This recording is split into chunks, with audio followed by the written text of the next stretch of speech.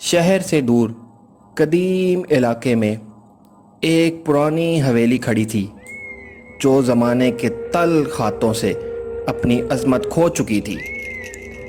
ये हवेली राजा राय चंद की मलकियत थी जो बरसों पहले किसी राज को अपने सीने में दबाए दुनिया से रुखसत हो गए थे। ये हवेली अब उजड़ पड़ी थी। इसकी खिड़कियों और दरवाज़ों में से झाड़ियाँ उग चुकी थीं। ये चीज़ें हवेली को अब और खौफनाक और पुरस्कार बना रही थीं। इलाके के बच्चों में मशहूर था कि रात को इस हवेली से अजीबो-गरीब आवाज़ें आती हैं। कभी बांसुरी की सुरीली आवाज़ तो कभी किसी औरत के रोने की आवाज़। ये कहानियाँ सुनकर आज़र और आनिया के दिल में तजस्सुस पैदा हुआ और उन्होंने इस राज को जानने की ठान ली।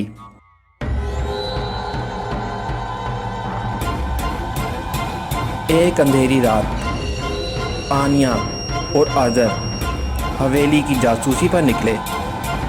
वो टूटी हुई दीवार से अंदर जा घुसे और सुनसान हवेली में मोहतात कदमों से चलने लगे। अचानक बांसुरी की वही सुरीली आवाज़ फिज़ा में गूंजने लगी। वो आवाज़ एक कमरे से आ रही थी। आनिया और आज़र ने दरवाजे की तरफ बढ़ना शुरू कर दिया। दरवाजे पर लगा ताला जंग आलूद था, मगर वो किसी न किसी तरह खुल गया।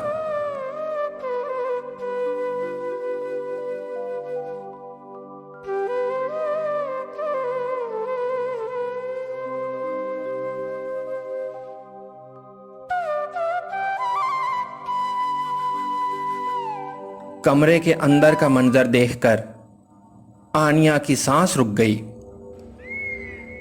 दीवार पर एक औरत की तस्वीर आवेदा थी जिसकी आंखों में एक अबदी उदासी थी। तस्वीर के नीचे एक संदूकचा रखा था जिस पर राजा राय चंद का नाम कुंदा था। आनिया ने आहिस्ता से संदूकचा खोला। इसके अंदर एक डायरी और एक पुरानी मिनी पेंटिंग थी।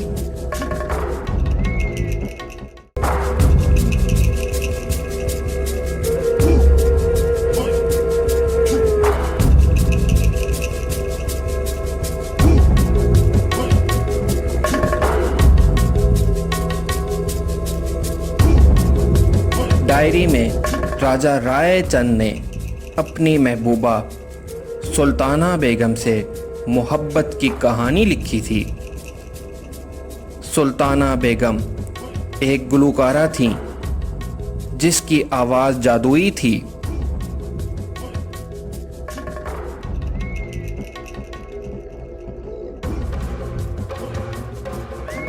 राजा ने सुल्ताना बेगम से शादी का वादा किया था, मगर उनके ख़ानदान वालों ने इस रिश्ते को कबूल नहीं किया।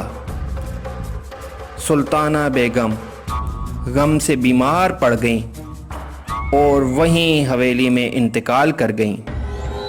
राजा राय चंद सुल्ताना बेगम की मौत का सदमा ना बर्दाश्त कर सके और वो भी इस हवेली में दुनिया से चल बसे।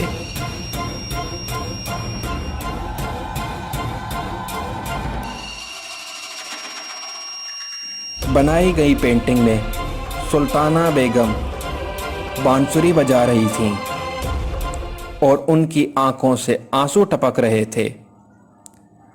आनिया और आज़र को हवेली से आने वाली आवाज़ों का राज समझ आ गया। सुल्ताना बेगम की रूह आज भी अपनी अधूरी मोहब्बत का मातम कर रही थी।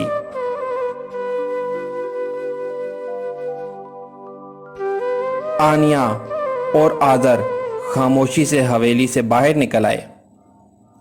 इन्होंने किसी को ये राज ना बताए और यही फैसला किया कि ये राज किसी को नहीं बताएंगे।